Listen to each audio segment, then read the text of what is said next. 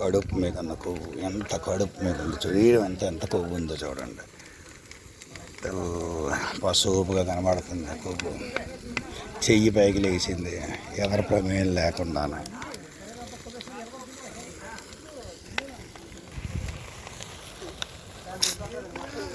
దాన్ని ముందుకు ఎవరు భరించగలరు ఈ బాధ? ఆ చెయ్యి ప్రమేయం లేకుండా చెయ్యి లేచిపోయింది, శవం. ఎవరు భరించగలరు ఈ బాధ? ఈ కష్టం బాగున్నప్పుడేమో శరీరంలో ఉన్న కొవ్వు కరిగించుకోవడం ప్రయత్నం చెయ్యము. ఎంత పొట్ట,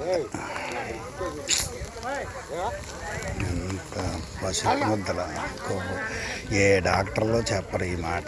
ఎవ్వరు కూడా జాగ్రత్త పడండి, పొట్టలు తగ్గించుకోండి, శరీరాన్ని కష్టపెట్టండి, కొవ్వులు తగ్గించుకోండి. మెయిన్ కొవ్వు అన్నది అప్పు, మజిల్ అన్నది ఆస్తి. కండ శాతం మజిల్ శాతం పెంచుకోండి, కొవ్వు శాతం తగ్గించుకోండి అని ఏ డాక్టర్లో చెప్పరు. చూడండి అలాగ కొవ్వు ఎలా ఇటుపక్క కొవ్వు అంతా కరిగింది, అటుపక్క కొవ్వు ముద్ద అంతా కరుగుతుంది, చూపిస్తుంది. ఎంత ఘోరం! ఇంత రోజు రోజుకి ఆస్తులు దాచుకుందామని చూస్తాం, వడ్డీలు పెంచుకుందామని చూస్తాం. ఈ కొవ్వు దాచుకొని ఆస్తులతో పాటు ఈ కొవ్వు పెరిగి బీపీలు, షుగర్లు, మోకాళ్ళ నొప్పులు, క్యాన్సర్లు, గుండె నొప్పులు. సమయం కూడా ఇతనికి ఇవ్వలేదు. నిన్న పొద్దున్న 10:30 గంటలో బాగోలేదు, చోడవరం చూపించారు. డాక్టర్ పెందుర్తి వైజాగ్ తీసుకెళ్ళండి అన్నారు. పెందుర్తి దాటలేదు, చచ్చిపోయారు. కొన్ని సందర్భాల్లో డాక్టర్లకి అవకాశం ఇస్తుంది, ఆపరేషన్లకి లక్షలు ఖర్చు అయిపోయింది. కొన్ని సందర్భాల్లో శరీరం ఇవ్వదు.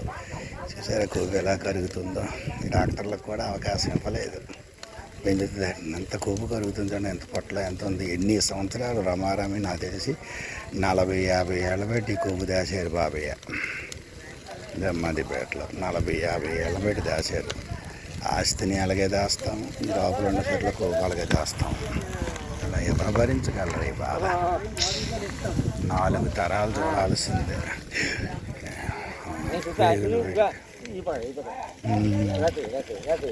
తీయడం ఎందుకు?